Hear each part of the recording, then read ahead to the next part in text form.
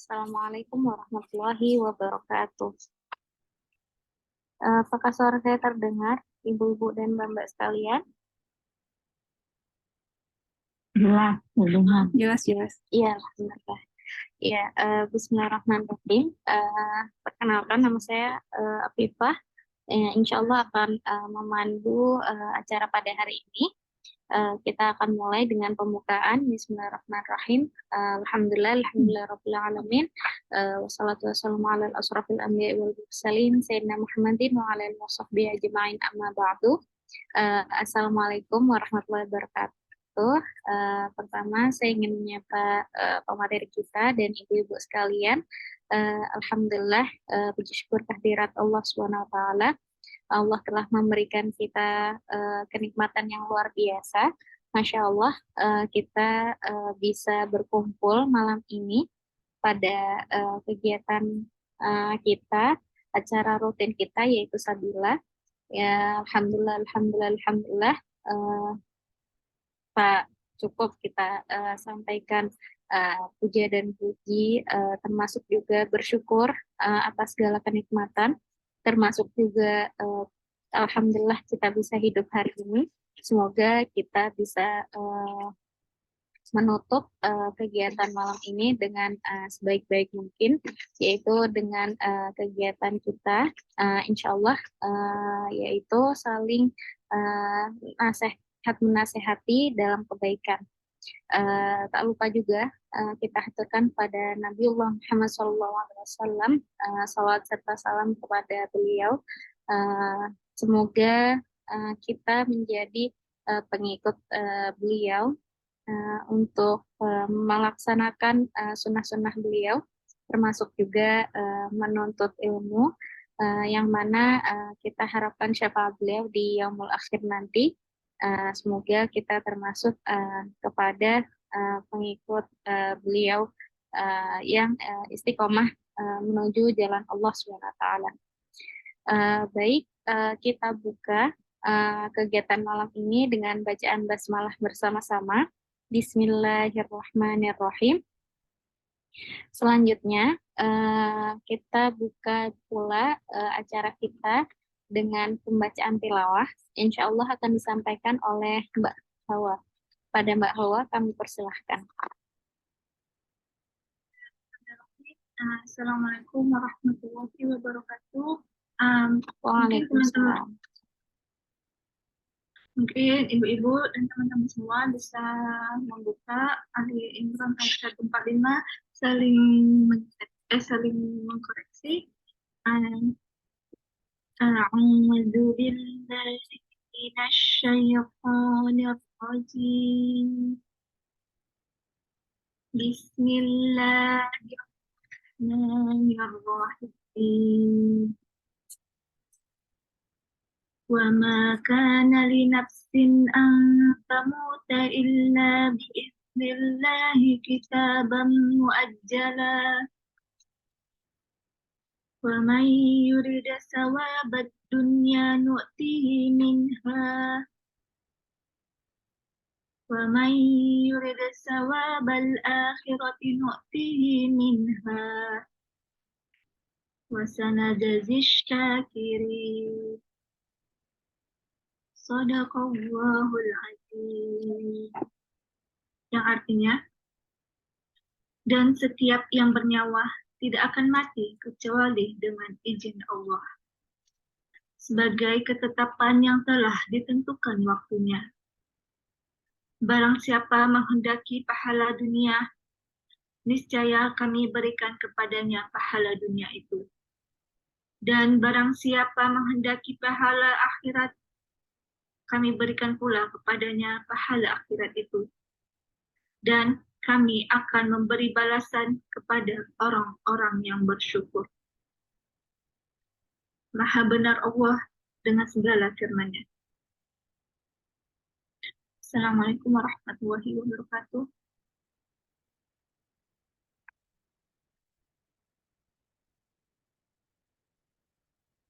Ya, alhamdulillah.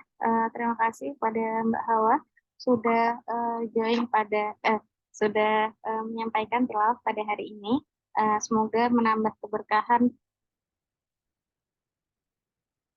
Semoga menambah keberkahan pada forum kita. Baik, insya Allah akan kita langsung masuk pada sesi inti, yaitu pemaparan dari Ustazah Rena Imtihana dengan topik menjemput bahagia dalam bingkai takdir, termasuk pada kajian rukun iman ke-6, yaitu kajian mengenai bagaimana kita dapat mengimani qada dan qadar. Artinya, baik, kami langsung sampaikan dengan hormat waktu dan media kami persilakan kepada Umi Rena Imtihana. Sebelumnya mohon maaf ya, agak kurang sehat suaranya. Suaranya yang paling kedengaran ya, Mbak Afifah? Suara jelas? Jelas. Tadi agak bindang suaranya. Yang penting bisa kedengaran aja ya, Mbak ya. Baik, bismillahirrahmanirrahim. Assalamualaikum warahmatullahi wabarakatuh. Alhamdulillahilladzi allafa baina qulubina wa asbahna bi ni'matihi ikhwana. Asyhadu an la ilaha illallah wahdahu la syarikalah wa asyhadu anna habibana wa nabiyyana Muhammad sallallahu alaihi wasallam la nabiyya ba'dah. Alhamdulillah, puji dan syukur kita panjatkan kehadirat Allah Subhanahu wa taala yang telah memberikan berbagai macam nikmatnya kepada kita semua. Salah satunya adalah nikmat bertalabul ilmi, ya, nikmat belajar, nikmat bertafakuh fiddin. Karena dengan tafakuh fiddin, dengan mempelajari ilmu agama ini, maka akan semakin dekatlah kita kepada Allah Subhanahu wa taala, dan ketika kita semakin dekat kepada Allah Subhanahu wa taala, maka akan lahirlah ketenangan-ketenangan di dalam hati kita dalam menjalani seluruh aktivitas kehidupan ini. Mungkin ada orang yang beranggapan bahwa mentaati Allah ini sesuatu yang berat. Mentaati Allah itu sesuatu yang melelahkan. Tapi percayalah bahwa sebetulnya ketika kita jauh dari Allah, itu akan lebih melelahkan lagi. Maka orang yang jauh dari Allah tidak akan mendapatkan ketenangan. Yang ada kegelisahan, kegalauan, kegundahan, kekecewaan. Dan inilah salah satu hal yang menyebabkan kelelahan-kelelahan di dalam hidup kita. Karena kita menjauhi Allah Subhanahu wa taala atau tidak mentaati Allah Subhanahu wa taala. Salawat dan salam kita panjatkan kepada junjungan kita, pembimbing kita, guru kita semua, Habibana wa Nabiyana Muhammad sallallahu alaihi wasallam, yang telah membimbing kita semua agar dapat hidup di alam dunia ini, ya, di dunia ini itu yang menurut saya Allah dengan ketentuan-ketentuan, syariat-syariat yang sudah ditetapkan oleh Allah Subhanahu wa taala, yang tidak lain dan tidak bukan untuk ada pada jalur yang untuk kebaikan kita semua. Ya, tidak ada, Rasulullah sama sekali tidak mendapatkan manfaat dari kebaikan-kebaikan kita, tetapi kitalah yang mendapatkan manfaat dari kehadiran diutusnya beliau oleh Allah Subhanahu wa taala. Baiklah Mbak-mbak dan teteh sekalian, mari kita doakan saudara-saudara kita yang mungkin masih OTW untuk bisa gabung di Zoom kita pada lain kita pada malam hari ini. Mudah-mudahan dimudahkan seluruh urusannya. Ya. Bagi yang tidak bisa hadir mungkin karena ada halangan ataupun sedang sakit, mudah-mudahan Allah segera sembuhkan dan mudahkan segala urusannya. Dan untuk yang sudah hadir di sini, mudah-mudahan mendapatkan apa-apa yang sudah dijanjikan Allah Subhanahu wa taala. Diberikan ketenangan, ya. Kemudian didoakan oleh para malaikat, diberikan rahmat oleh Allah Subhanahu wa taala, dan disebut namanya di hadapan para malaikat. Amin ya rabbal alamin. Baiklah Mbak dan Teteh sekalian, ibu-ibu sekalian, slide sudah ditampilkan Tidak terasa kita sudah sampai di penghujung, ya. Penghujung rukun iman, pembahasan rukun iman, yaitu iman kepada qada dan qadar. Kalau di sini judulnya menjemput bahagia dalam bingkai takdir. Hanya ingin mengomentari saja, ini tema dikasih dari panitia ya. Tema dikasih dari panitia. Kalau kita bahagia itu biasanya apa? Kita bahagia biasanya ketika apa? Dapat Mendapatkan, semangat. mendapatkan atau menemukan hal-hal yang kita senangi ya. Itu Iya. bahagia mendapatkan. Ada nggak kalau orang misalnya ibunya meninggal terus dia bahagia? Enggak. Suaminya meninggal atau anaknya sakit dia bahagia? Enggak, sudah. Ya, nggak mungkin. Jadi kalau kata Umar bin Khattab begini bahasanya, hatiku tenang karena apa yang sudah melewatiku tidak akan menjadi takdirku. Gitu. Dan apa yang menjadi takdirku tidak akan melewatiku. Jadi bahasanya itu hatiku tenang.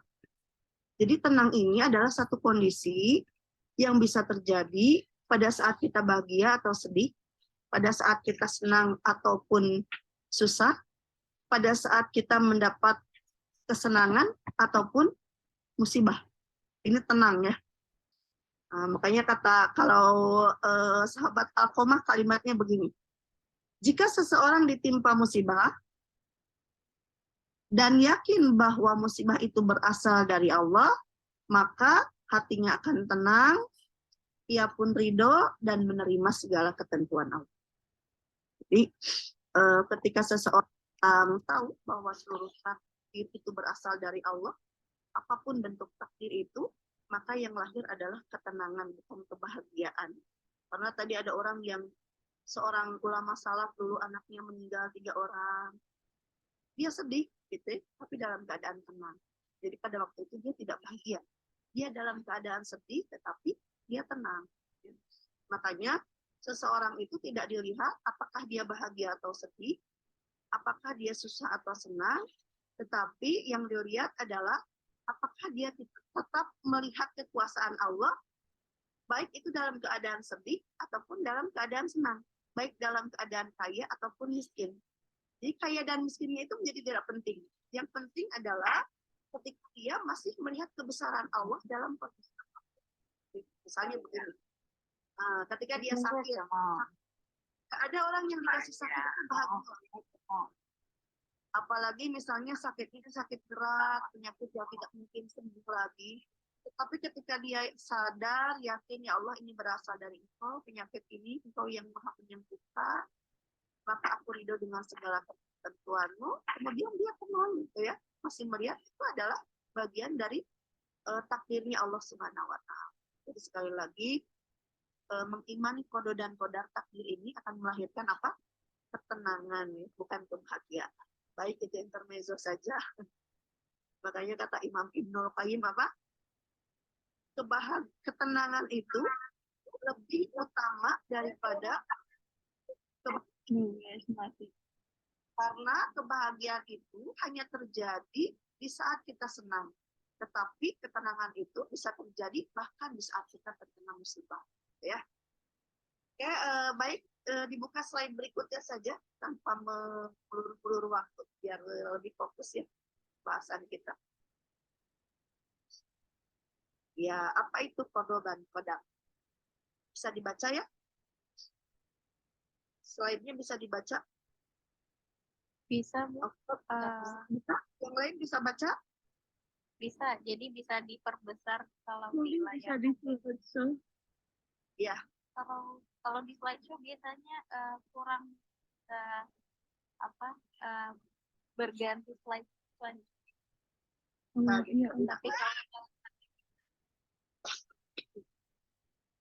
Oke, kita lihat definisi dulu ya, biar nanti bisa dengan mudah memahami paparan berikutnya. Qada secara lugah atau secara bahasa artinya hukum ketetapan pemerintah dan pihak. Nah, secara istilah yaitu ketetapan Allah. Saya juga nggak bisa baca nih. Sebentar. Ketetapan, ada yang bisa baca nggak? Kecil sekali ya.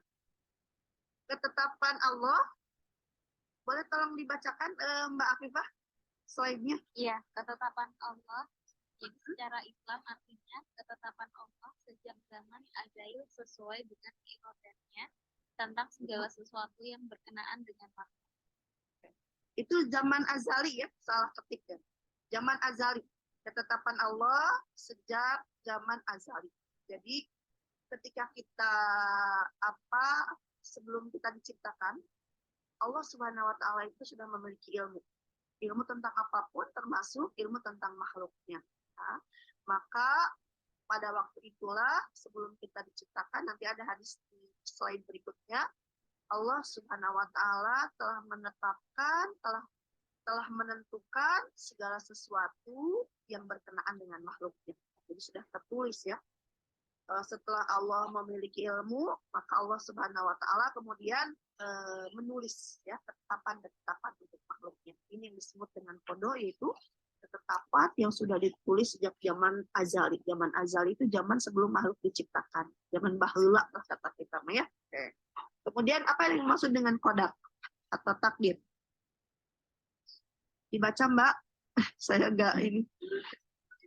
Baik, secara bahasa artinya kepastian, peraturan, ukuran. Kemudian secara Islam artinya perwujudan atau kenyataan ketetapan Allah terhadap semua makhluk dalam kadar dan berbentuk tertentu sesuai dengan iradah. Ya, jadi kalau tadi baru rencana mungkin ya, kalau qada itu rencana Allah, kalau takdir itu sudah wujud, sudah terjadi. Itu bedanya mungkin ya. Jadi perwujudan dari qada tadi, ketentuan-ketentuan yang sudah Allah Subhanahu wa taala tetapkan untuk makhluknya. Nah, qadar inilah yang nanti bisa berubah-ubah gitu ya. Nah, sekali lagi jadi diulang, qada itu tadi rencana Allah untuk makhluknya, ketetapan-ketetapan Allah. Sedangkan qadar ini adalah perwujudan, sudah terjadi ya. Apa yang sudah terjadi pada makhluknya itulah yang disebut dengan qadar. Insyaallah bisa dipahami ya. Slide berikutnya. Nanti kita bisa tanya jawab kalau ada yang belum dipahami. Slide berikutnya, Mbak. Bisa digeser? Maaf, saya sambil minum ya, Mbak.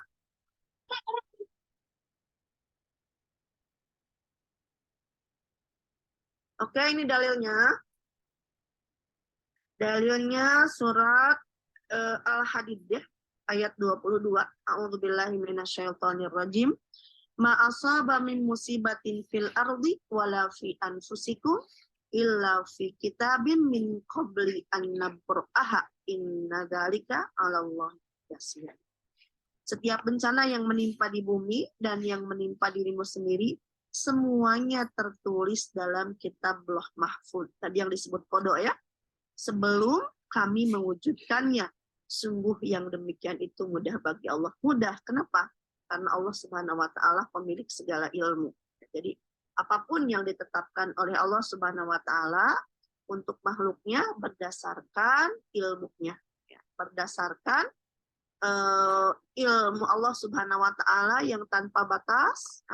Adapun ilmu kita terbatas. Oleh karena itu, ada nanti di antara beberapa kita yang salah memahami takdir. Bukan takdirnya yang salah, tetapi memang ilmu kita yang terbatas di dalam memahami takdir-takdir Allah tadi. Ya. Oke, dalil berikutnya dari hadis, biar kita pahamnya bahwa takdir ini bagian dari syariat. Gitu. Ada lagi, Mbak? Dari hadis berikutnya, oke. Rasulullah Shallallahu Alaihi Wasallam bersabda, wa in asobaka syai'un, ini penggalan hadis ya, hadisnya sangat panjang, hadis tentang al-mu'minul qawiyyu. Mukmin yang kuat itu lebih dicintai Allah Subhanahu wa taala daripada mukmin yang lemah. Ini sambungan hadisnya ya. Kalau mau cari nanti di googling, ini hadis tentang mukmin yang kuat. Wa in asabaka syai'un, fala taqul lau inni fa'altu kana kada wa kada. Walakin apa ini tadi? Walakin kul qadarullahu wa ma syaa fa'al. Fa innalau tuftahu amalus syaitan. Jadi kalau kamu ditimpa suatu musibah, maka janganlah kamu mengatakan seandainya tadi begini ya, kayaknya nggak akan begini gitu. Pernah nggak ada ucapan begitu? Tetapi kata Rasulullah, katakanlah apa yang sudah ditentukan, ditakdirkan Allah Subhanahu wa taala akan terjadi. Karena sesungguhnya kata seandainya membuka pintu syaitan. Saya sering mendengar ungkapan ini dari keluarga-keluarga yang ditimpa kematian, musibah kematian. Contoh misalnya begini, Umi, padahal kalau kemarin si bapak nggak dibawa ke rumah sakit itu, di rumah aja berobat mungkin nggak akan meninggal. Itu kalimat seandainya ya. Umi, seandainya si bapak nggak dibawa ke rumah sakit itu, penanganannya lambat, insya Allah si bapak nggak akan meninggal, gitu ya. Itu kalimat-kalimat yang mungkin sering kita dengar. Atau misalnya seandainya saya tidak melakukan ini, mungkin saya nggak akan gagal. Nah, maka cara kita menyikapi takdir yang sudah terjadi, tadi yang sudah menimpa kita adalah mengambil ibro atau pelajaran, bukan berandai-andai. Ya. Coba kalau saya dulu nggak nikah sama dia, mungkin saya nggak akan sengsara kayak begini, Umi. Gitu ya. Kadang suka ada guru ibu-ibu. Padahal dulu yang mau sama saya juga 20 orang yang ngelamar, katanya. Tapi ternyata akhirnya saya nikah sama si ini gitu ya. Nah ini kata seandainya ya, membuka pintu syaitan. Hati-hati dengan kata lau seandainya. Jadi takdir yang sudah terjadi itu kita ucapkan ini sudah kehendak Allah, apa yang dikehendaki Allah akan terjadi. Baik, dalil yang kedua, ini yang tadi disebutkan di awal, kataballahu maqadiral khalaiqi qabla an yakhluqas samawati wal arda bi khamsina alfas. Jadi Allah Subhanahu wa taala telah menetapkan ya takdir atau ketentuan untuk makhluknya itu 50.000 tahun sebelum diciptakan. Insyaallah ya. Jadi takdir kita sudah tertulis. Cuma pertanyaannya, apakah kita tahu apa yang telah ditetapkan Allah untuk kita? Nah, ini kita nggak tahu ya. Oke. Selanjutnya, Mbak. Silahkan.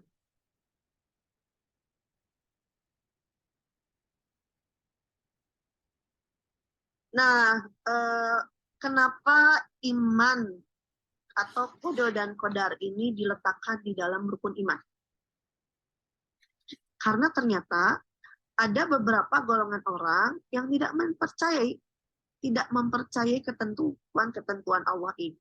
Sehingga Allah Subhanahu wa taala memasukkan, mempercayai, meyakini, beriman kepada qada dan qadar ini adalah bagian dari iman. Barang siapa yang tidak mempercayai qada dan qadar ini, maka sungguh dia telah kufur, ya, tidak mempercayai ketentuan-ketentuan Allah ini.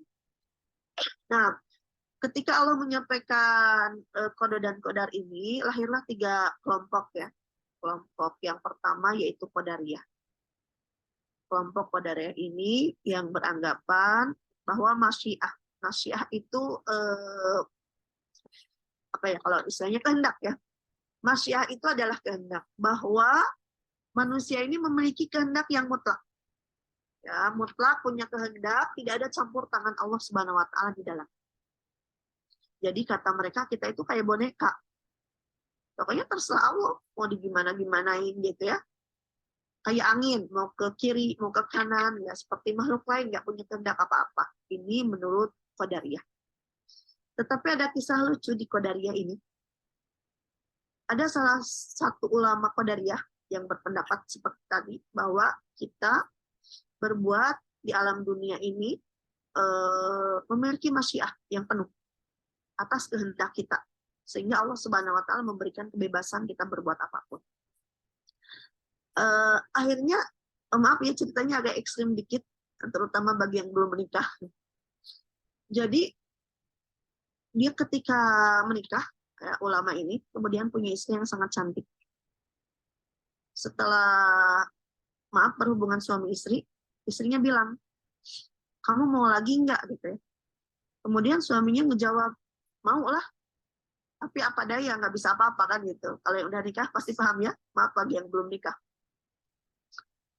Akhirnya kata istrinya begini, loh, kamu kan berpendapat bahwa seluruh manusia itu berkehendak sesuai kehendaknya.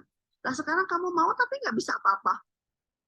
Nah sejak itulah kemudian dia sadar bahwa manusia itu ternyata tidak 100% gitu ya. Tidak seutuhnya memiliki masyiah itu, kehendak sendiri, tapi ada campur tangan Allah di dalamnya.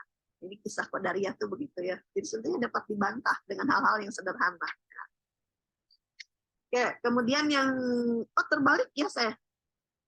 Qadariyah, oke. Kemudian bukan seperti boneka tadi, yang seperti boneka itu pendapat kedua ya, Jabariyah.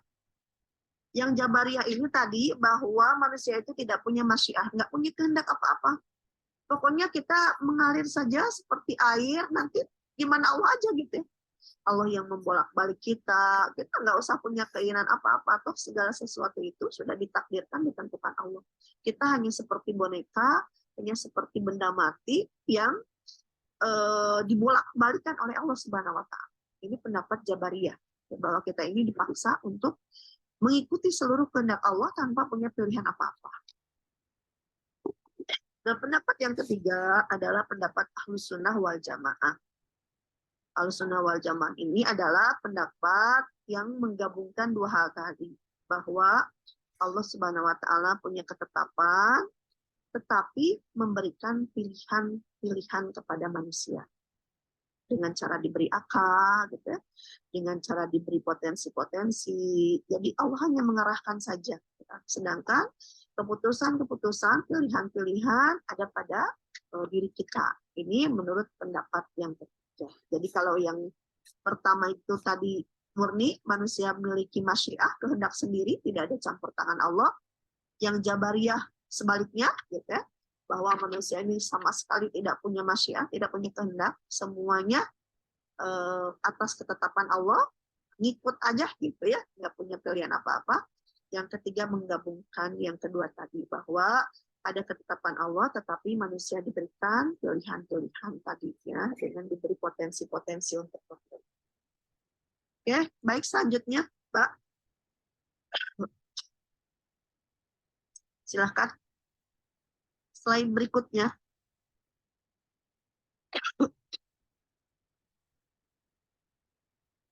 Oke, ini ada dua macam takdir ya.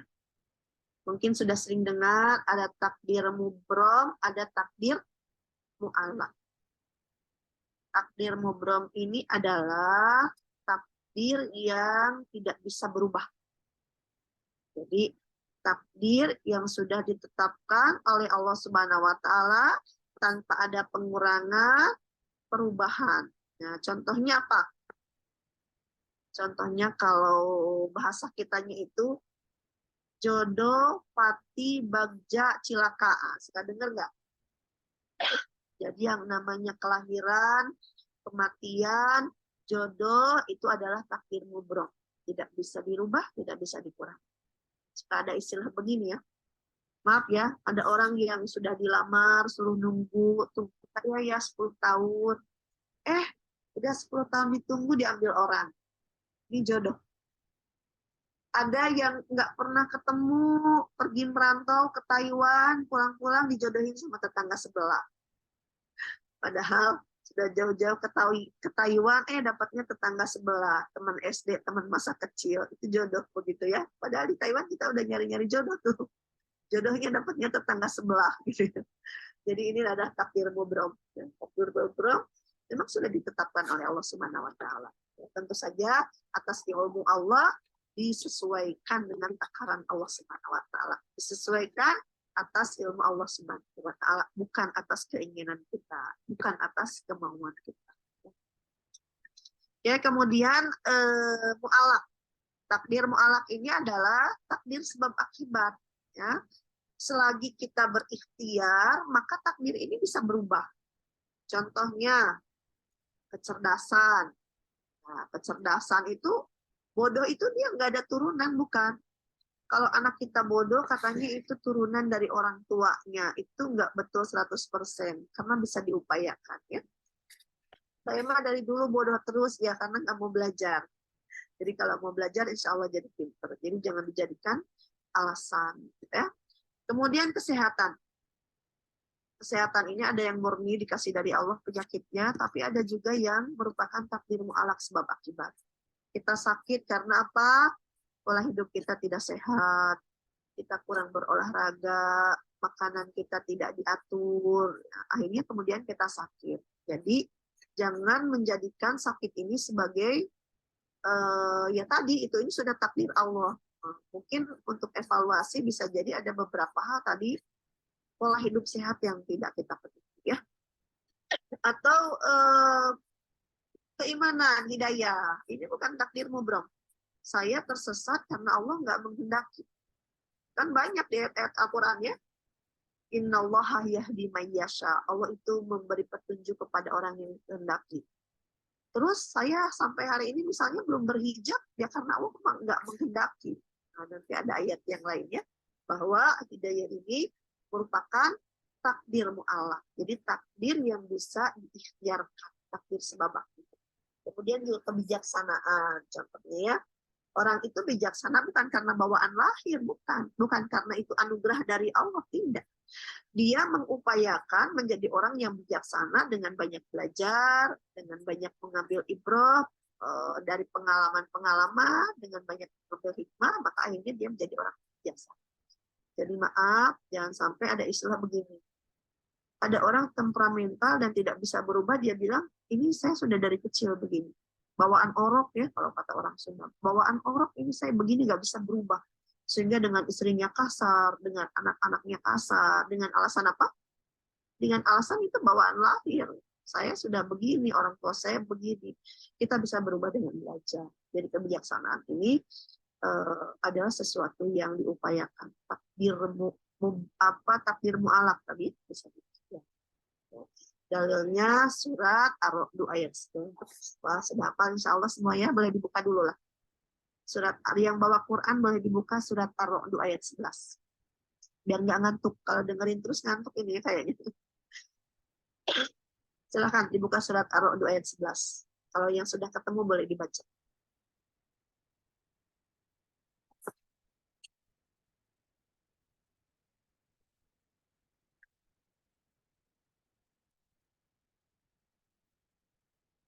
Oke, sudah Mbak, boleh dibaca yang sudah ketemu?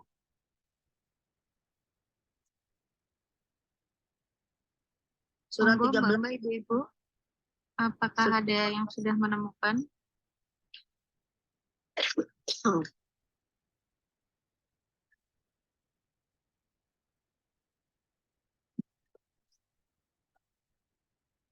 Apaan saya nggak bisa buka kamera, lampunya dimatiin.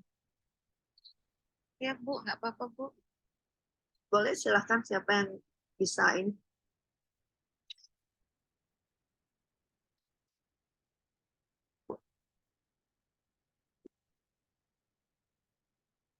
Halo, coba saya baca. Ya. Iya, Bu, monggo. Bismillahirrahmanirrahim. Lahu mu'aqabatum man baini yadayhi wa min khalfihi yahfazunahu min amrillah.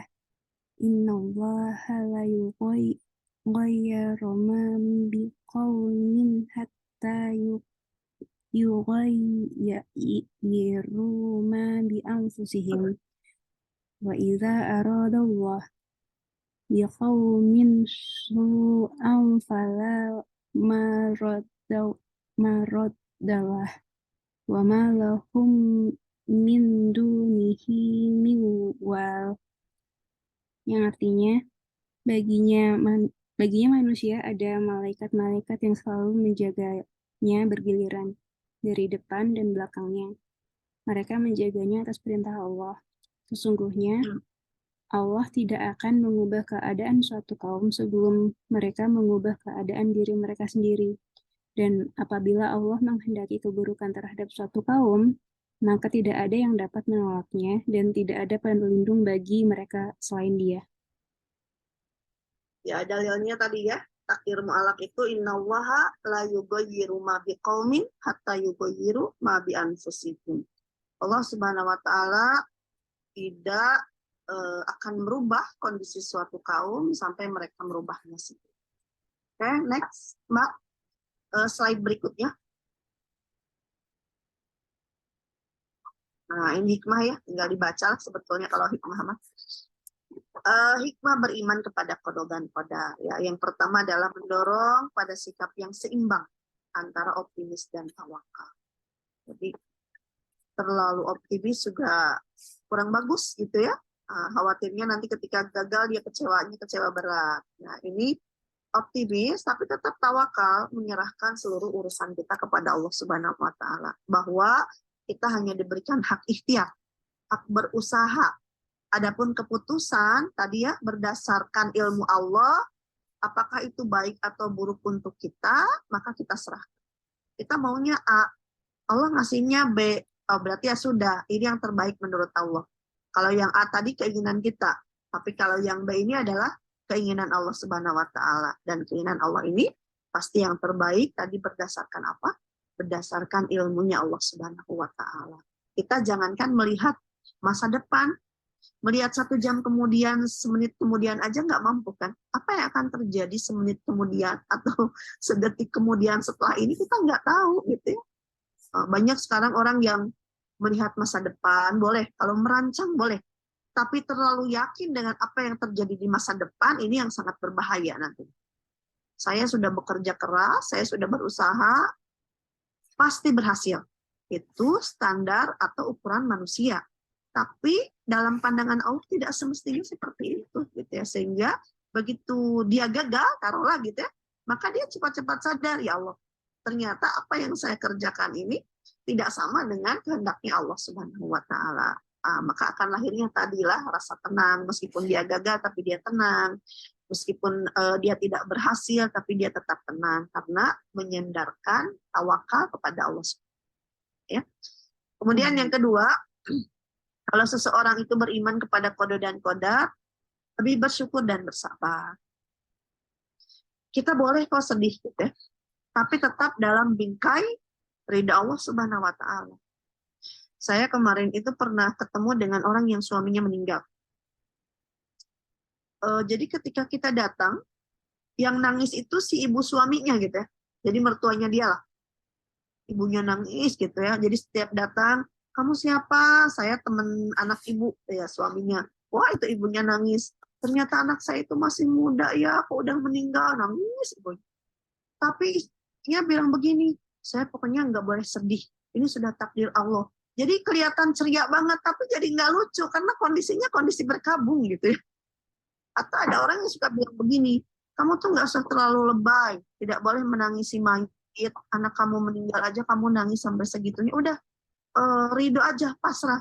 Jadi ridho dan sedih ini sebetulnya sesuatu yang nggak ada hubungannya gitu ya. Selagi seseorang itu sedih tapi dalam bingkai tadi ya syariat ketentuan Allah Subhanahu wa taala, maka ini tidak dilarang. Salah satu contohnya adalah ketika Rasulullah kehilangan anaknya Ibrahim, ya. Maka beliau menangis.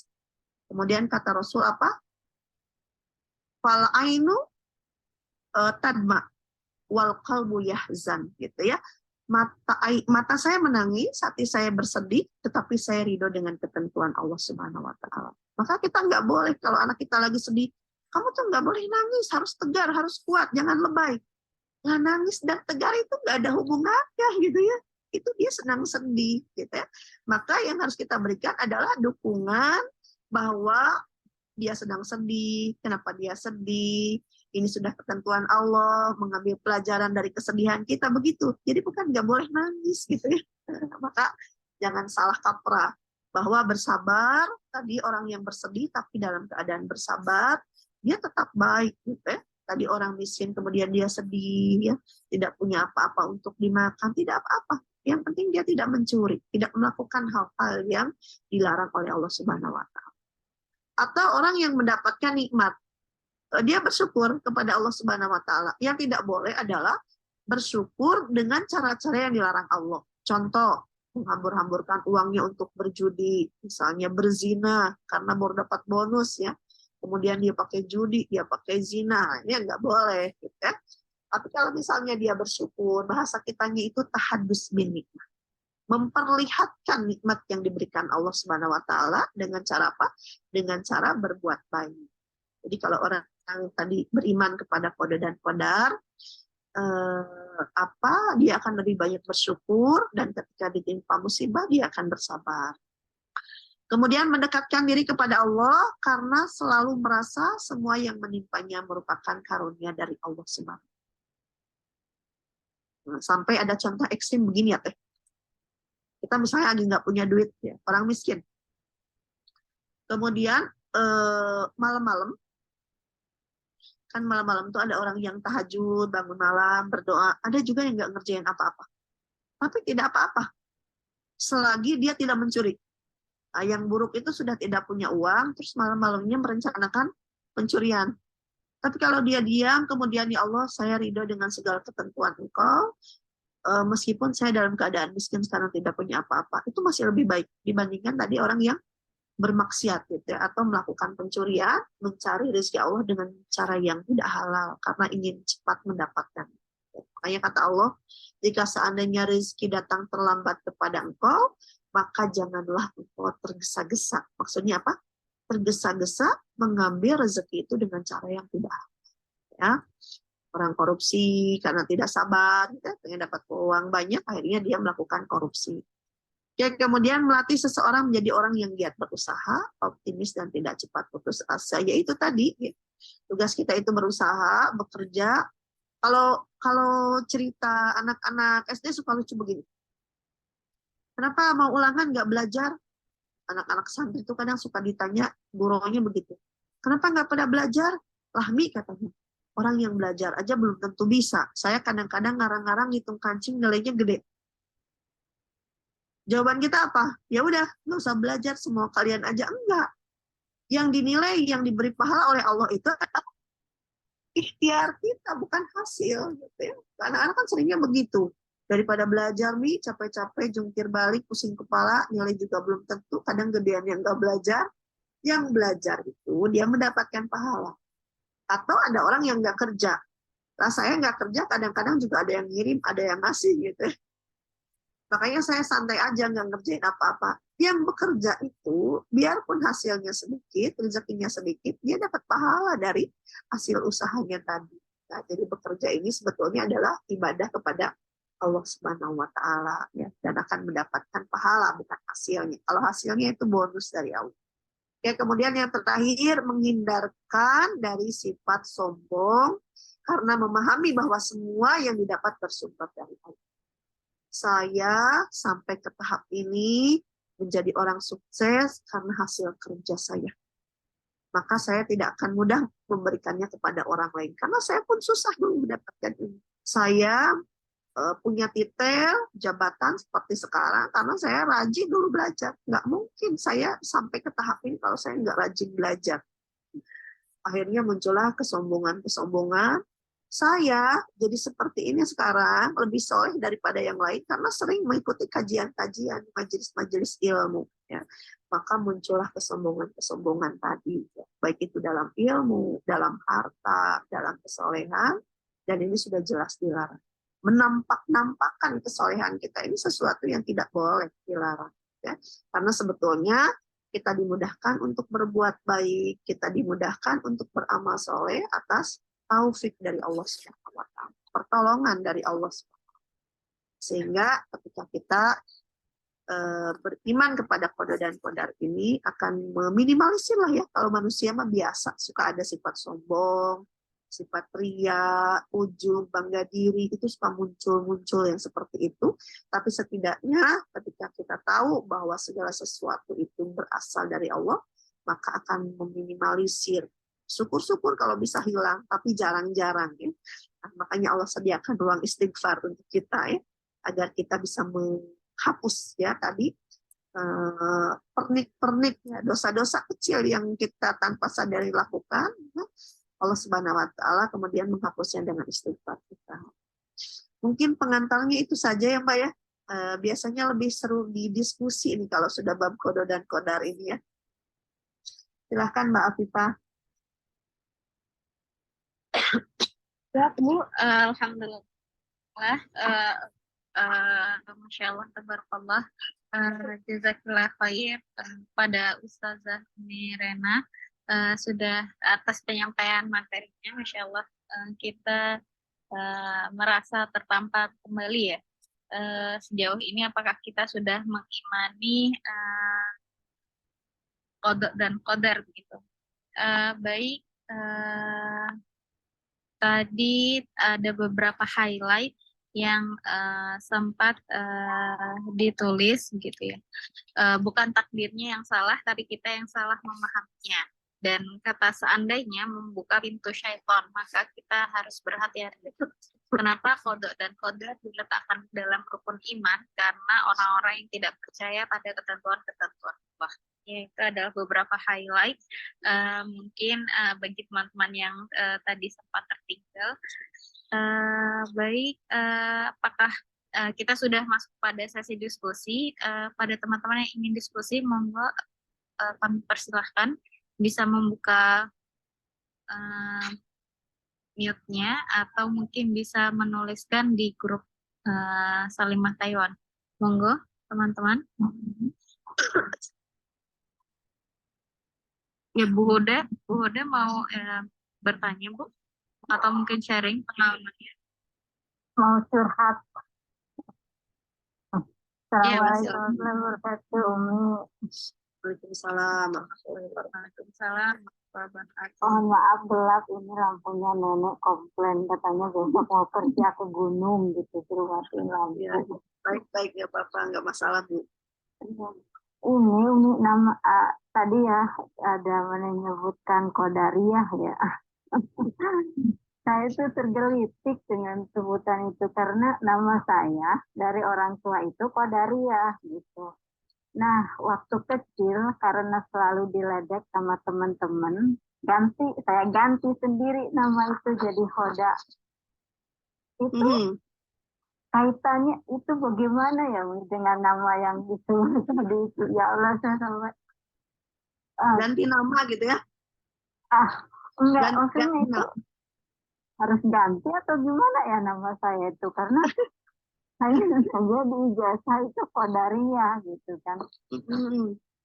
Waktu SD itu diejekin teman-teman gitu, nama itu Qadar kayak nama lelaki gitu katanya. Terus udah pas keluar SD saya ganti sendiri pakai H gitu. Nah, iya. Itu gimana ya Umi ya baiknya menyikapinya?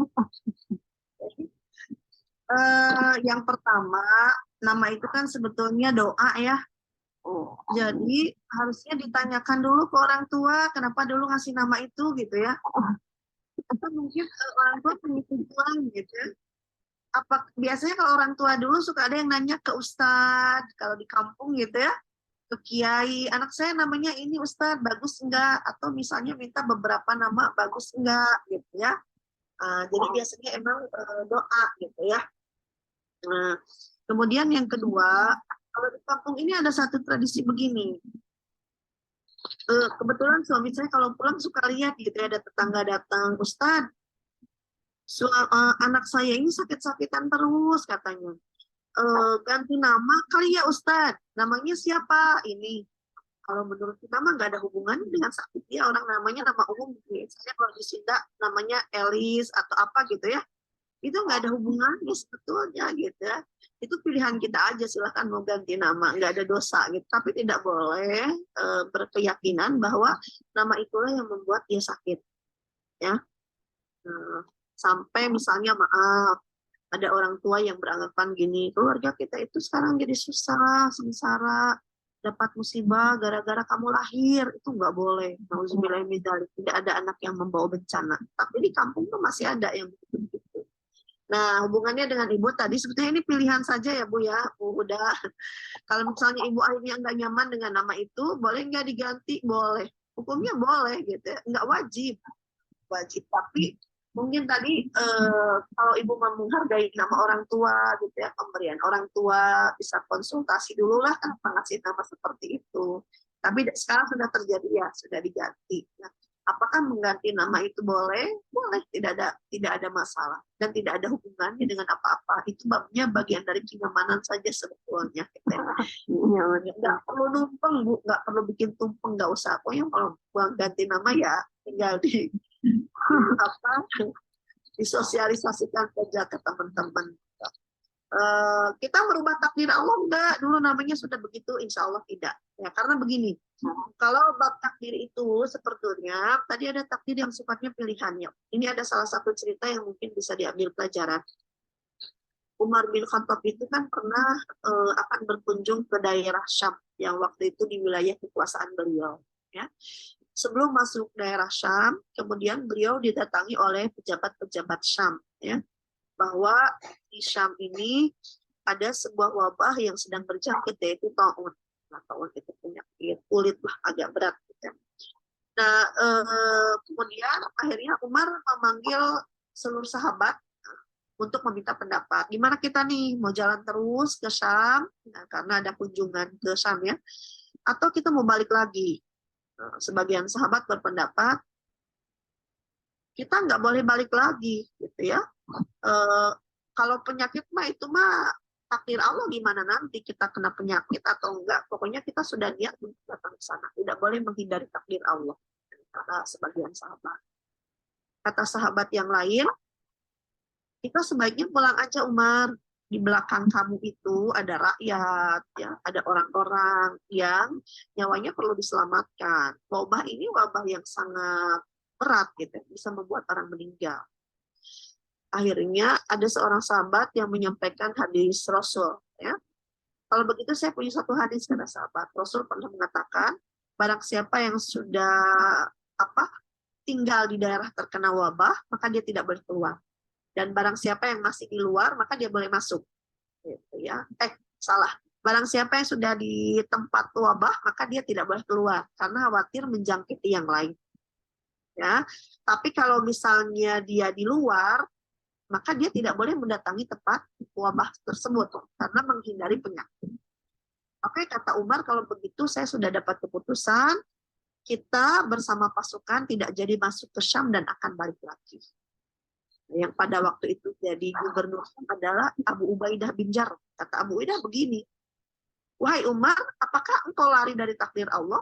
Kata Umar, aku lari dari satu takdir Allah ke takdir Allah yang lebih baik. Jadi kalau kita punya pilihan yang lebih baik, itu sah-sah saja boleh, silahkan. Jadi bukan kita, tadi kan sudah ditetapkan namanya Qadar misalnya ya, terus sekarang ganti nama. Kalau ada nama yang lebih baik, kenapa tidak? Nggak apa-apa kita ganti. Jadi nggak ada masalah penggantian nama tadi. Apalagi misalnya, sekarang itu kan ada orang yang aneh-aneh itu ya, kayak di Jawa misalnya ada KTP namanya Syaiton.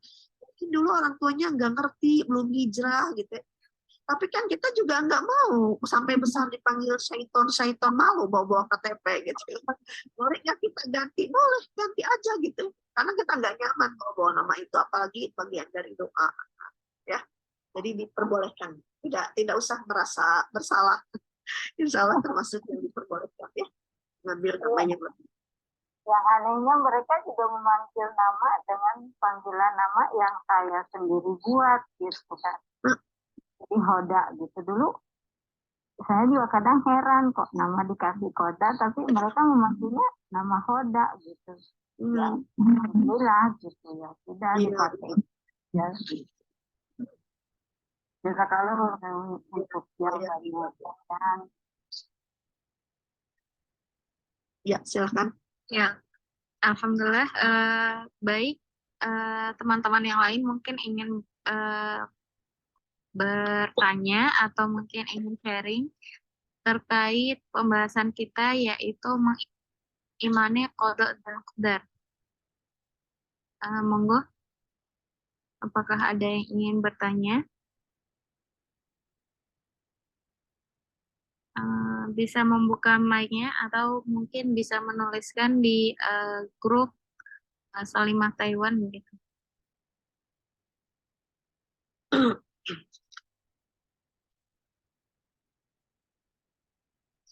Kalau tidak ada saya. Kalau nggak ada yang bertanya, saya tanya. Bu, dia mau nanya lagi, Bu. Ini pertanyaan mau tanya yang tadi. Ada misalkan ada teman kemarin itu pernah dia mendebat saya gitu. Saya bilang tentang takdir itu gitu kan, ada takdir yang tidak bisa dirubah, ada juga takdir yang bisa dirubah gitu. Hanya saja saya di antara dua itu belum paham apanya gitu kan, seperti mubram sama mu'alaf gitu. Nah, setelah dia mengatakan belajar lagi agama gitu, saya tuh udah, beliau yang menyuruh saya untuk belajar lagi agama, ya, saya juga mungkin ya memang ilmu saya belum sampai gitu. Sudah saya diam aja, nggak balas lagi gitu. Nah, nggak saya balas lagi itu karena saya takut salah ngomong juga, ya udah saya diam aja gitu. Apakah itu termasuk pengecut atau gimana gitu? Karena kalau saya sudah bilang, misalkan orang tersebut mengatakan saya suruh belajar lagi ilmu agama lebih lagi, saya tuh ya udah, oh mungkin saya belum sampai, mungkin beliau lebih tinggi dari saya ilmunya, udah saya diam aja.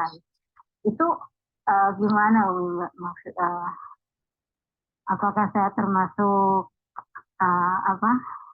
orang yang egois, pengecut atau gimana setelah orang lain menyudutkan saya dan saya tidak menjawab lagi, karena saya berpikir kalau saya menjawab lagi saya sadar nanti dia lebih ini. Nah, itu bagaimana tanggapannya? Apakah lebih baik kalau saya memang diam itu? Ya, sebentar, apa saya lobet lagi di cas tuh. Tadi yang nanya yang sakit atau yang lain, perantara yang lain yang nanyanya? Oh, saya kurang nangkep tadi. Yang bertanya tadi yang sakit ya atau gimana tadi? Maaf. Kayak sepertinya dia orang yang sedang broken heart kayak gitu. Terus saya komen seperti ini, mungkin sudah ketentuan Allah, sudah takdir dari Allah seperti itu. Nah, ada lagi ya komentar satu orang lainnya gitu, seperti itu. Hanya ya udah saya diam aja gitu. Setelah beliau menyuruh saya seperti itu, takdir itu seperti ini, kata apa sih takdir itu, kata dia mana ada takdir, katanya tidak bisa dirubah gitu, seperti itu. Tapi sekarang sudah dapat jawabannya kan? Sekarang saya sudah dapat jawabannya dari sini. Jadi saya pahamnya takdir itu ada dua, takdir yang tidak bisa dirubah dan takdir yang tidak bisa dirubah itu hanya saja namanya seperti mubram sama mu'alaf seperti itu. Iya. Mungkin kalau ke orang awam, maksudnya yang nggak paham agama, kita bisa nyebutin pembagian takdirnya ya. Pembagian takdir dibagi dua, nggak perlu ya. Kita cukup saja sepengetahuan saya. Sepengetahuan saya belajar atau disebutkan kata Ustadz Anu, takdir itu ada dua, ada yang bisa dirubah, ada yang tidak. Nanti kita jelaskan takdir yang bisa berubah yang mana, takdir yang tidak bisa berubah yang mana. Kalau yang kemarin kan sudah terjadi ya pertanyaannya Bu Hoda, jadi tugas kita apa yang merevisi, memperbaiki kembali jawaban kita tadi, nggak apa-apa. Atau misalnya ya sudahlah, abaikan aja, nggak pernah ketemu lagi gitu ya. Itu mungkin kemarin bagian dari karena kita belum tahu ilmunya gitu ya. Dan kita nggak perlu malu kalau belum tahu ilmunya, nggak ngejawab, nggak perlu malu. Saya bahkan sering di beberapa pertanyaan memang bukan apa bidangnya, tidak berkompeten, nggak berani menjawab macam-macam. Jadi bukan berarti segala sesuatu itu harus kita jawab. Ada kalanya kita tidak boleh jawab kalau itu bukan ilmu kita, Atau mungkin kita bisa memberikan jawaban sementara. Sementara ini yang saya pahami, nanti insya Allah saya bantu carikan. Tapi jangan kalau bahasa ininya kepedean ya, kita jawab dengan pede, padahal ternyata salah jawaban kita gitu ya. Karena memang bukan bidang ilmu kita atau kita tidak berkompeten di dalam. Jadi nggak perlu malu. Bahkan Imam Malik itu ditanya 100 pertanyaan, beliau hanya menjawab 1 pertanyaan dan 99-nya dia mengatakan tidak tahu. Itu seorang alim ulama besar. Kita seringkali begini, Ustadz ini pintar ya, maaf ya, kalau saya nanya selalu dijawab. Pinternya menurut siapa gitu. Khawatir justru jawaban-jawabannya ya tadi ya bukan bidang ilmunya ternyata dia jawab. Itu malah mengkhawatirkan gitu ya kalau orang menjawab semua pertanyaan. Jadi nggak apa-apa, direvisi saja Bu jawaban yang kemarin kalau masih ketemu. Kalau nggak ketemu ya sudah diabaikan saja, ya sudah terjadi. Jadi jangan dipikirin, aduh saya jawab kemarin salah. Saya sering jawab salah, saya revisi aja. Kemarin jawaban saya salah, setelah saya baca-baca lagi ternyata ada jawaban yang salah. Gitu aja, nggak apa-apa, dibawa santai aja Bu. Saya jadi beban ya. Ya, ada pertanyaan nih Mbak, kalau nggak ada yang nanya ya. Kalau Allah Subhanahu wa Ta'ala menciptakan semua perbuatan kita, kenapa Allah Subhanahu wa Ta'ala menciptakan keburukan? Ada yang bisa jawab nggak? Biar Kejahatan itu mencuri, berzina, apalagi membunuh. Kenapa Allah menciptakan hal-hal seperti itu? Setan diciptakan sama Allah. Musibah-musibah. Izin menjawab ya Ustazah. Ya, silakan. Untuk menguji manusia Ustazah. Karena seperti kan tadi sebelumnya kan Allah tidak akan mengubah nafsu seseorang sebelum seseorang itu mengubah nafsunya sendiri. Begitu juga kan, makanya diciptakan juga ada kebaikan dan keburukan. Jika kita berusaha untuk memperoleh kebaikan itu, maka insya Allah Allah juga akan memberikan kita kebaikan juga insya Allah. Untuk ujian ya. Ya, menguji kita siapa yang bersungguh-sungguh dan tidak. Ada lagi jawaban lain?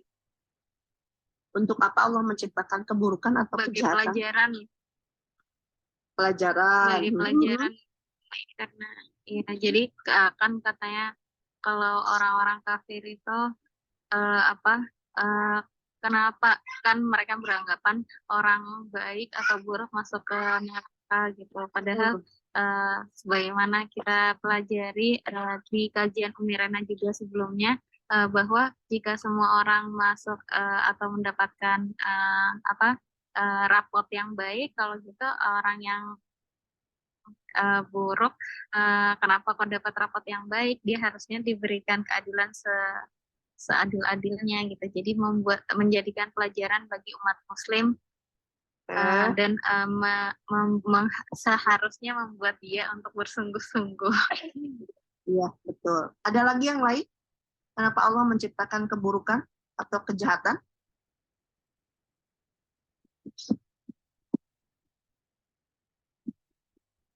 Ada lagi nggak? Apa kira-kira? Selain 2 yang tadi. Monggo teman-teman. Adakah yang ingin berpendapat lagi?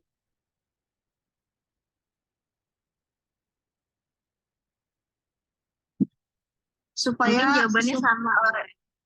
Supaya manusia menyandarkan diri kepada Allah. Gitu. Kalau misalnya kita tadi selalu bertemu dengan hal-hal yang menyenangkan, dalam keadaan bahagia, itu nggak akan ada. Doa-doa panjang, sujud-sujud kita tuh nggak akan ada.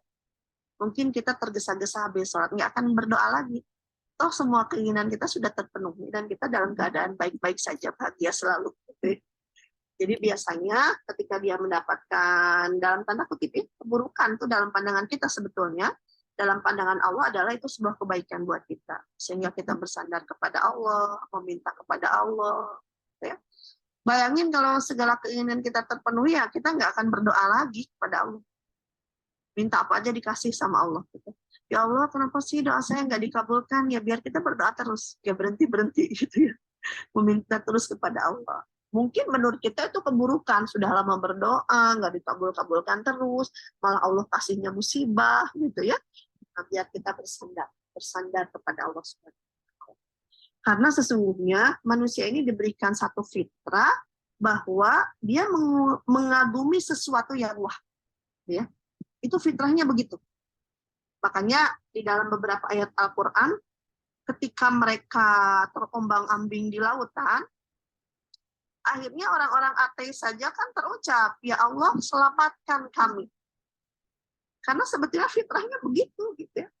Makanya sekarang ada orang yang menciptakan super-super tuh, Superman, superhero, super-super apa lagi. Karena fitrah manusia itu mencari sesuatu, sosok yang hebat. Tapi karena tidak diarahkan, tidak terbimbing wahyu tadi, atau karena juga hawa nafsu, akhirnya mereka menciptakan super-super yang seperti tadi, yang merupakan tandingan-tandingan Allah. Padahal sebetulnya ya yang mereka cari itu sebetulnya siapa? Allah Subhanahu wa Ta'ala. Ini yang dilakukan oleh Nabi Ibrahim ketika mencari Tuhan, mencari Allah begitu ya. Falamma ra'asyamsa bazighatan qala hadza rabbi. Begitu lihat matahari, oh ini besar nih, kayaknya ini Tuhan saya. Ini yang hebat, yang seperti ini gitu ya. Tapi ketika tenggelam, kemudian ya seperti itu ya. La uhibbul afin. Ya, ternyata Tuhannya hilang, kata Nabi Ibrahim kan. Saya nggak suka yang hilang-hilang. Saya suka yang eksis. Nah, sampailah akhirnya Nabi Ibrahim kepada pencarian Tuhannya, yaitu bertemu Allah Subhanahu wa Ta'ala. Nah, sekarang ini sebetulnya banyak sosok-sosok manusia yang sedang mencari super-super tadi. Kalau tanpa bimbingan wahyu, hanya mengandalkan akal saja itu nggak bisa. Akhirnya muncullah tadi Superman, superhero, super apa gitu ya. Orang-orang yang dia kagumi, artis-artis dan sebagainya. Karena tadi ya ada fitrah di dalam diri kita itu yang merindukan sesuatu yang berkuasa. Jadi itu bersandar kepada Allah. Kemudian ada juga yang lain agar manusia bertobat.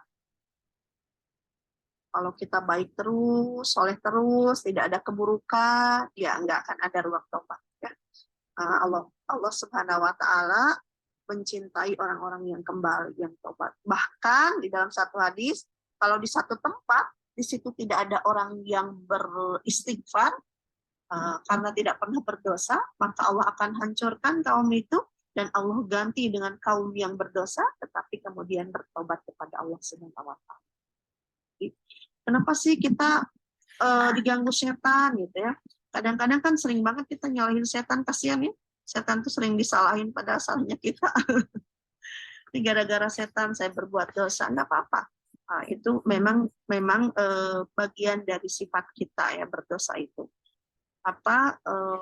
Bahwa manusia itu tempat khilaf dan salah ya. Nah, maka sebaik-baik kalian adalah tawwabun, kata Allah, orang-orang. Jadi itu diantaranya.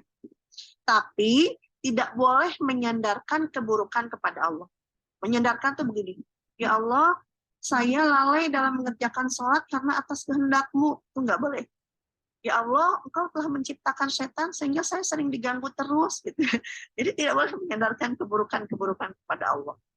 Ya Allah, Kaulah yang menciptakan musibah-musibah, gunung Merapi, segala macam. Makanya kita sekarang jadi sengsara. Tidak boleh menyandarkan keburukan kepada Allah.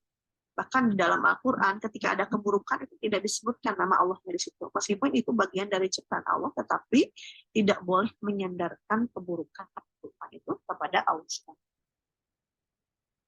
Ya, pertanyaan yang kedua.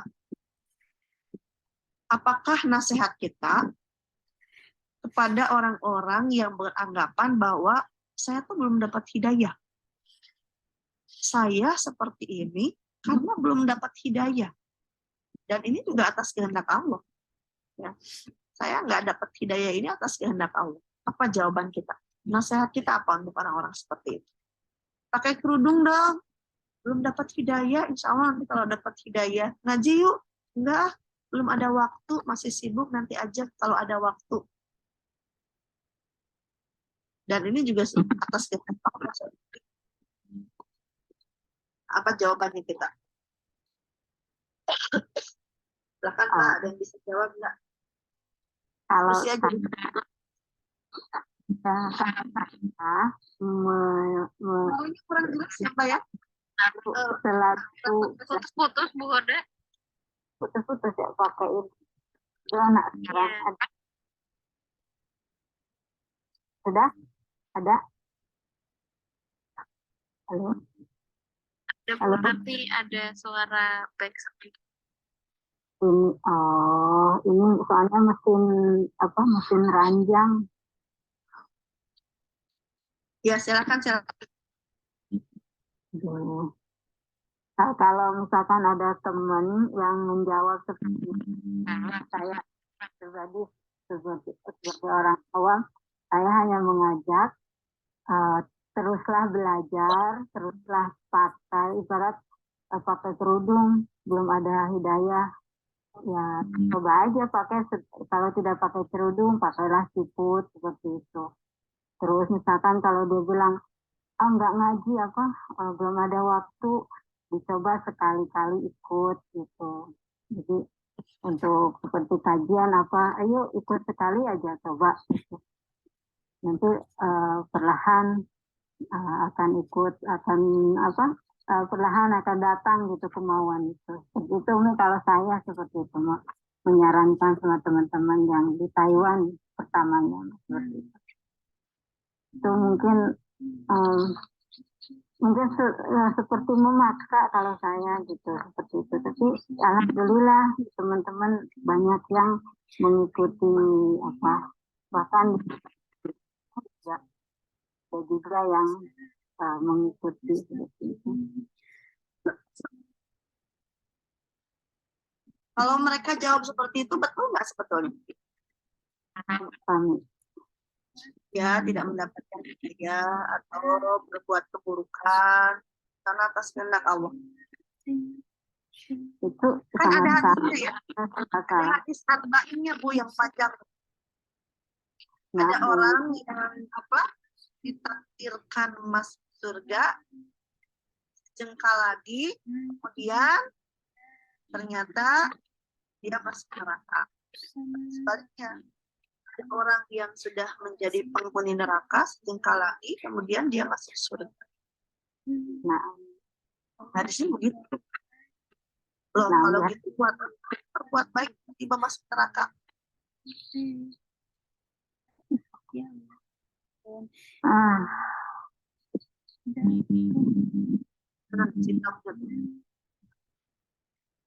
Silakan ada yang bisa ngasih pendapat nggak? Kadang ada orang yang cuma mau berdebat aja sama kita. Dia mau berdebat aja sama kita karena sebetulnya ada sesuatu yang dia tidak pernah. betul itu suka ngedebat. Saya Umi.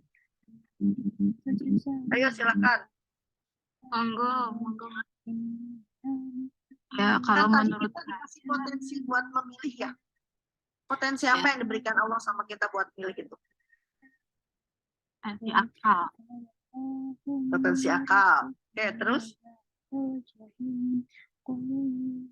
kalau akal yang sehat mungkin nggak milih yang buruk. Enggak Umi. Ya, mungkin ya. Semua sepakat bahwa membunuh itu tidak baik, berdosa. Termasuk orang yang ngebunuhnya. PSK ya, itu semua sepakat bukan pekerjaan yang baik. Termasuk PSK-nya sendiri tahu gitu ya. Jadi ada beberapa PSK yang menyekolahkan anaknya ke pesantren. Alasannya biar anak gue nggak kayak gue gitu kan bahasanya. Saya masukkan anak ke pesantren biar anak gue nggak kayak gue. Gitu. Bahkan Umi pernah ceritakan ada seorang perempuan punya pacar lesbian tapi hamil. Hamilnya sama siapa? Nggak nikah. Anaknya dimasukkan ke pesantren. Alasannya anaknya dimasukkan ke Darut Tauhid. Alasannya biar anak saya nggak kayak saya nanti. Dia tahu itu lesbian itu LGBT itu bukan sesuatu yang baik. Tahu dia. Makanya masukkan anaknya ke pesantren. Jadi diberi akal tadi ya. Itu akal. Beda lagi dengan fitrah. Fitrah itu kecenderungan hati. Jadi seseorang itu tahu dengan diberikan fitrah tadi, dia akan tahu ini baik, ini buruk. Itu fitrah yang masih sehat. Kecuali kalau fitrahnya sudah sakit ya. Dia akan salah memilih. Tapi kalau fitrahnya masih sehat, itu Allah bekali fitrah. Fitrah itu kecenderungan kepada kebaikan. Bahwa setiap kita itu diberikan fitrah, diberikan kecenderungan untuk berbuat baik. Sehingga nggak ada karena kita manusia itu berbuat salah terus. Pasti ada baiknya. Ini kalau misalnya yang salah terus, setan. Kalau yang soleh terus, ya malaikat. Kita adalah makhluk yang diciptakan Allah, punya dua potensi itu, ya, kebaikan dan keburukan. Cuma nanti mana yang dominan, ya itulah yang menjadi pribadi kita. Orang soleh itu bukan orang nggak pernah buat salah. Orang soleh itu yang ketika dia salah, maka dia kembali dan bertobat kepada Allah. Dan orang-orang yang buruk tidak boleh mengecilkan mereka, merendahkan mereka. Bahkan ada orang yang sangat buruk sekalipun dalam pandangan kita, karena tadi ada setitik iman di dalam hatinya, ketika dia sudah ditakdirkan ahli neraka, menjadi ahli surga. Itu hadis tadi ya. Dikarenakan apa? Ada setitik iman di hatinya. Masih ada keimanan kepada Allah, masih ada keyakinan kepada Allah, maka di ujung usianya, kemudian dia bertobat kepada Allah Subhanahu wa Ta'ala. Ya. Kemudian potensi indera kasih buat melihat, buat meraba, buat mendengar. Kayak gini aja Bu, kalau kita dikasih makanan di depan, kita lapar nih ya, dikasih makanan. Kita punya pilihan nggak? Mau makan atau enggak? Punya pilihan nggak? Atau dipaksa orang harus makan gitu. Kita punya pilihan ya. Makanan itu mau kita makan atau enggak. Kalau kita makan, kita kenyang gitu kan. Kalau makanan itu hanya dipandangi saja, kita nggak akan kenyang dan tetap lapar. Sama dengan hidayah tadi. Hidayah sudah ada di depan mata, sudah ada Al-Quran, sudah ada tanda-tanda kekuasaan Allah. Masalahnya mau diambil atau enggak. Jadi bukan belum dapat hidayah, belum ngambil hidayah. Hidayah sudah ada, tapi nggak diambil. Jadi bahasa belum dapat hidayah itu salah. Belum ngambil hidayah. Hidayah sudah ada di depan mata dia kok. Pengajian di mana-mana tadi ya. Al-Quran sudah di depan mata, tempat bertanya juga sekarang banyak, apalagi sekarang era terbuka, medsos di mana-mana, ustadz berceramah bisa diakses di mana-mana. Jadi bahasanya bukan belum dapat hidayah, tapi belum ambil hidayah. Tinggal ambil aja, mau nggak diambil. Sama dengan orang makan tadi. Bahkan kata Allah, ketika seseorang itu dipaksa, dia tidak akan diminta pertanggungjawaban. Seseorang dipaksa untuk kafir, itu nggak akan diminta pertanggungjawaban sama Allah. Karena itu pilihan kita. Mau beriman, mau kafir, mau ngambil hidayah atau tidak, itu adalah pilihan kita. Jadi, kalau nanti di hadapan Allah kemudian kita berhujah, ya Allah, saya sebetulnya belum ada yang ngasih tahu, gitu ya. Belum ada yang ngasih hidayah. Boleh kalau dia tinggal di atas gunung sendiri dan nggak ada akses informasi sama sekali. Itu nggak akan dihukum sama Allah. Tapi kalau zaman Kiwari, tinggal di kota dengan akses informasi yang mudah, masih menganggap belum dapat hidayah, ya tadi salah, bukan belum dapat, tapi belum mengambil hidayah. Itu akan bisa jadi hujah ya, itu akan bisa jadi alasan di hadapan Allah Subhanahu wa Ta'ala. Hanya ngajaknya harus pelan-pelan. Tadi diberi hak ikhtiar, kita diberi hak pilih sama Allah. Mau berbuat baik silahkan, mau berbuat buruk silahkan, gitu ya. Bahkan Allah tidak pernah memaksa kita. Silakan saja. Cuma dikasih tahu, kalau berbuat baik ujungnya ke surga, kalau berbuat buruk ujungnya ke neraka. Sudah ada ketentuan. Ya. Percaya atau tidak, kita dengan informasi itu ya kembali kepada kita. Yang terakhir, udah selesai ya Mbak? Mbak itu sudah selesai? Iya Bu, tapi ada pertanyaan terakhir mungkin Bu ini.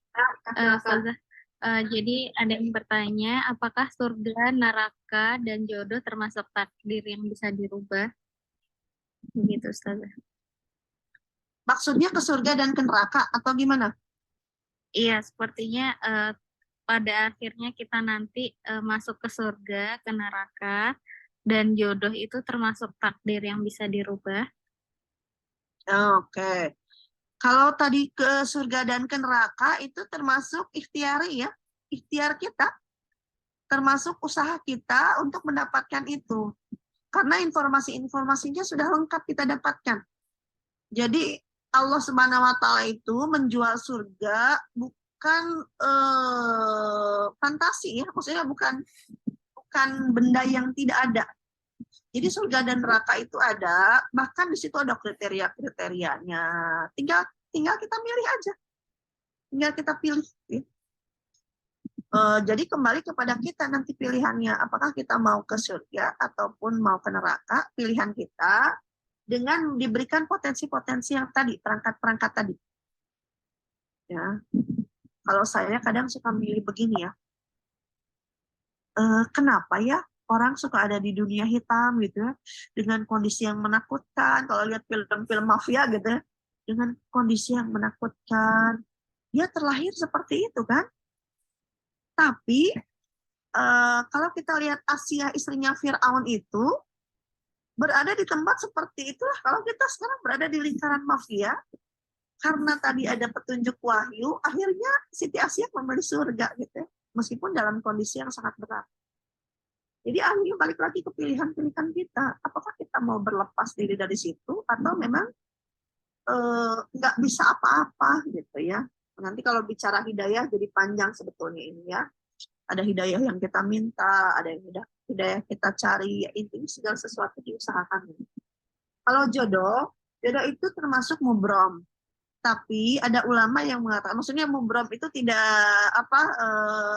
sudah ketetapan Allah. Ya, tidak ada sebab akibat. Tetapi ada beberapa ulama yang menafsirkan hadis la yarudul qada illa du'a. Jadi ada ketetapan Allah yang memang sudah paten tapi masih bisa dirubah dengan doa. Ini bukan dengan ikhtiar, dengan doa.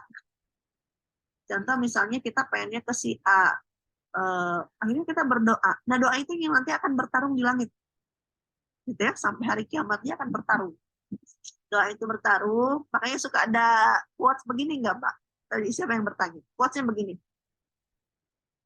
Kita mendapatkan seseorang yang tidak ada di dalam doa kita, tetapi nama kita ada di dalam doanya. Paham nggak? Kita pengen ke si A nih, berdoa ya kepada Allah. Ternyata kita nikah dengan si B. Nah, si B ini menyebut nama kita, berdoa mendapatkan kita lebih sering daripada kita. Akhirnya jodoh kita dengan si B. Terus kita ngomongnya begini, padahal aku mintanya si A, tapi kok dapatnya si B. Kenal juga enggak, tiba-tiba berjodoh dengan saya, cinta juga enggak. Ternyata si B ini yang banyak berdoa. Pertarungan di langit itu antara doa kita dengan doa si B ini. Akhirnya doa si B yang menang. Gitu ya. Doa si B yang menang. Nah, ini yang kata ulama, doa itu masih bisa merubah takdir. Atau misalnya kita seharusnya tertakdir di lauh mahfuz itu mendapatkan musibah. Ya. Tapi karena kita berdoa, ya Allah, saya tuh minta uang, lagi perlu uang 50 juta. Tiba-tiba kita mau ketabrak, nggak jadi. Nah, nggak jadi musibahnya, karena doa yang tadi 50 juta itu, Allah ganti dengan terhindarnya kita dari musibah. Gitu ya. Tapi kita nggak pernah berikhtiar kan, terhindar dari musibah nggak ikhtiar kita. Atau ada istilah sedekah itu bisa menolak bala, gitu ya, menolak musibah. Akhirnya kita bersedekah, tiba-tiba mau ketabrak nggak jadi, gara-gara kita berdoa. Itu bisa jadi. Ya, kadang-kadang kita bersedekah karena ada dalilnya ya. Saya malah pernah loh Mbak berangkat jalan-jalan sama ibu-ibu pengajian. Waktu itu hujan lebat banget, banyak jembatan roboh di Tasik, tapi namanya ibu-ibu kalau udah jalan-jalan udah pantang menyerah, pantang mundur. Saya sudah bilang, Bu, gimana ini kondisi lagi hujan dari pagi di Tasik juga nggak berhenti sampai sore. Nggak apa-apa Umi, pantang mundur, Bismillah aja, ibu-ibu begitu kan. Jadi gimana? Bismillah berangkat Umi, udah khawatir, udah akhirnya di grup bawa jas hujan, bawa payung. Itu kan nggak nyaman ya jalan-jalan hujan apalagi ke tempat-tempat tertutup. Akhirnya kita berdoa aja, berdoa biar besok pagi cuaca cerah. Karena sudah 3 hari berturut-turut ini hujannya juga besar, petir dari pagi sampai sore. Pagi-paginya saya punya inisiatif bersedekah. Akhirnya ke ibu-ibu bilang, Bu, kita sebelum berangkat, isi resep ini, kata saya. Kita sedekah seberapapun mampunya ibu, saya mau bagiin ke satpam, ke tukang bangunan yang ada di pesantren. Akhirnya pada sedekah tuh, nggak seberapa sih dapatnya, cuma 200.000 kalau nggak salah ya. Udah sebelum kita naik ke kendaraan, saya bagi-bagikan ke satpam, Pak, ke satpam itu, Mang beli roti ya, bagiin ke uang Mang bangunan segala macam. Ini sedekah dari itu. Jalan tuh cerah. Kata Umi, pagi ini cerah, tapi belum tentu ya. Kemarin-kemarin juga begini, tiba-tiba jam 11 sudah mendung, hujan, petir dan segala macam. Tapi pas ke Garut, nah waktu itu pergi keluar kota ya, pas di Garut hujan ya, sampai siang tuh cuaca panas, ke tempat-tempat main segala macam. Nanya ke ada yang di Garut, nih emang di Garut nggak hujan ya? Kalau di Tasik mah hujan tiap hari dari pagi. Enggak tuh teh, hujan sama hujan lebat. Oh, tadi nggak hujan, teteh di mana? Di daerah sini. Oh iya, teteh pergi di sini hujan. Jadi itu sampai pulang malam jam 7 nggak ada hujan, alhamdulillah. Gerimis pun nggak ada. Semakin yakinlah bahwa sedekah itu menolak bala, gitu ya. Kok kita bersedekah dengan tujuan dunia? Nggak apa-apa, selama ada hadisnya. Kalau hadisnya tidak ada, kita buat-buat, atau hadisnya palsu, tidak boleh amalkan. Tapi ini hadisnya sahih. Dan ternyata betul janji Allah itu sedekah menolak bala. Jadi kalau tadi ada yang bertanya, dia menginginkan seseorang untuk jadi jodohnya, silahkan bertarung dengan doa di langit. Jangan bertarung di darat. Bertarungnya di langit. Karena itu tabiatnya jodoh begitu. Sudah apel, tiap bulan ngasih uang sama calon istri ya. Calon istri. Atau hormat, taat, nurut kepada calon suami, menjadi suami. Saya pernah ditegur dulu, ada satu teman yang mau nikah. Istrinya penghafal Quran, suaminya penghafal Quran, Ustaz. Ya inilah manusia tempat salah. Akhirnya dia bilang begini, Ren, kebetulan waktu itu saya punya satu guru yang luar biasa. Ren, antar saya ke rumah guru kamu ya. Buat apa? Calon suami saya minta saya mendatangi beberapa ustazah. Di antaranya, ya gurunya Rena katanya. Saya suruh ke sana, kasih tahu dong, saya mau buat temu janji karena sibuk banget. Bilangnya gimana? Bilang aja, saya mau silaturahim, disuruh calon suami biar dapat nasihat pernikahan dari beliau. Baik, saya sampaikan. Saya WA, Umi ada teman mau nikah, katanya mau minta nasihat pernikahan, disuruh calon suami. Nah, enggak lah kita bisa nolong teman ya.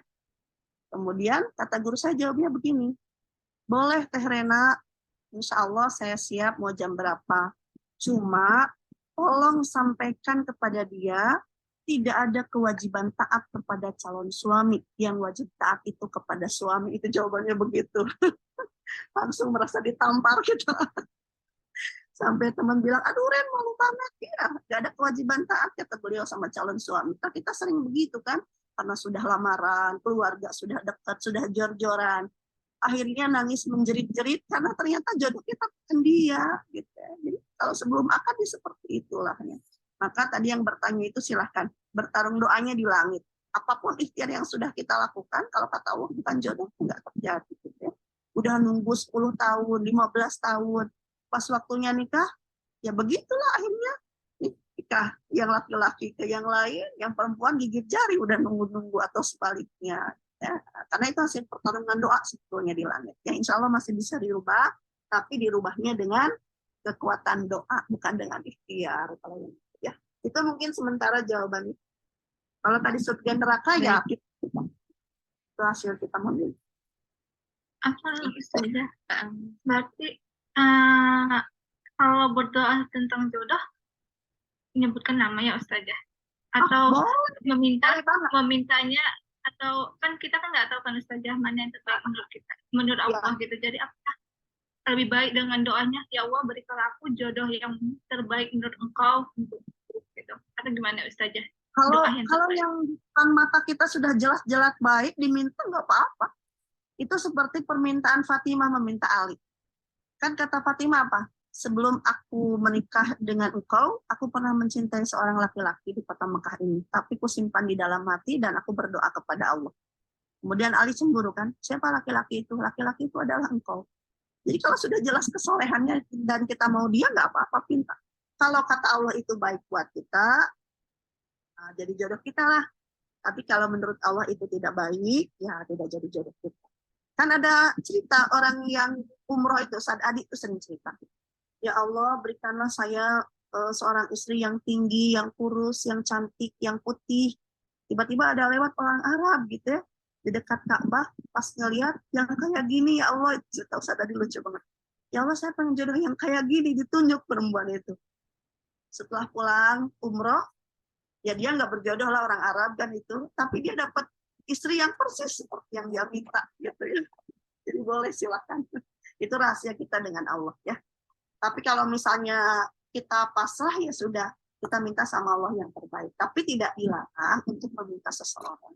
Cuma tadi gitu ya, jangan sampai ketika takdir kita bukan dia, akhirnya kita pesimis, putus asa, sedih, nggak usah. Itu sudah takdir terbaik Allah ya. Tapi yang doa-doa kemarin tuh ya sudah, itu dianggap tabungan kita aja. Jadi kebaikan di sisi Allah. Tapi boleh ya. Bahkan guru saya pernah bercerita, saya dapat suami seperti sekarang, katanya suaminya soleh sudah jelas, seorang ustadz sudah jelas, orang kaya, ganteng, satu saja kata dia tidak hafal Quran. 5 doa ini saya minta selama 4 tahun, selama saya belajar di Ummul Qura Mekah. Saya berdoa kepada Allah, ya Allah, saya minta suami soleh, minta suami kaya, minta suami ganteng, minta suami pintar, minta suami hafal Quran. Itu 4 tahun saya ngedoa. Dan akhirnya Allah kabulkan. Cuma 1 aja nggak hafal Quran, kata dia. Tapi yang 4 itu Allah kabulkan. Ada di suaminya semua. Jadi boleh ya, itu rahasia kita dengan Allah. Nggak usah malu sama Allah. Minta yang terbaik. Kalau yang terbaik kan masih abstrak ya. Nah, boleh dikonkretkan. Yang terbaik itu seperti apa versi kita. Baik, alhamdulillah sudah di penghujung waktu kita ya. Masya Allah, semoga menambah keimanan kita terkait qada dan qadar. Baik, tak lengkap rasanya ketika kita memohon ampun kepada Allah, astagfirullahaladzim, astagfirullahaladzim, astagfirullahaladzim, dan kita melengkapi dengan menutup dengan doa. Kami mohon berkenannya Ustazah Rena untuk bisa memimpin doa kita pada malam hari ini. Doanya singkat saja ya Mbak, karena suara saya juga udah. Oh iya, Ustazah, udah habis. Doa kifaratul majlis aja Mbak. Baik, baik. Berarti kita tutup dengan doa kifaratul majlis ya, Ustazah. Ya. Baik, alhamdulillah, jazakumullah khairan katsiran pada teman-teman, ibu-ibu semuanya telah meluangkan dan juga berikan kepada Ustazah. Semoga ini menjadi salah satu amal ibadah kebaikan yang kita sama sampaikan kepada Allah di yaumul akhir kelak. Baik, kita tutup dengan kifaratul majlis.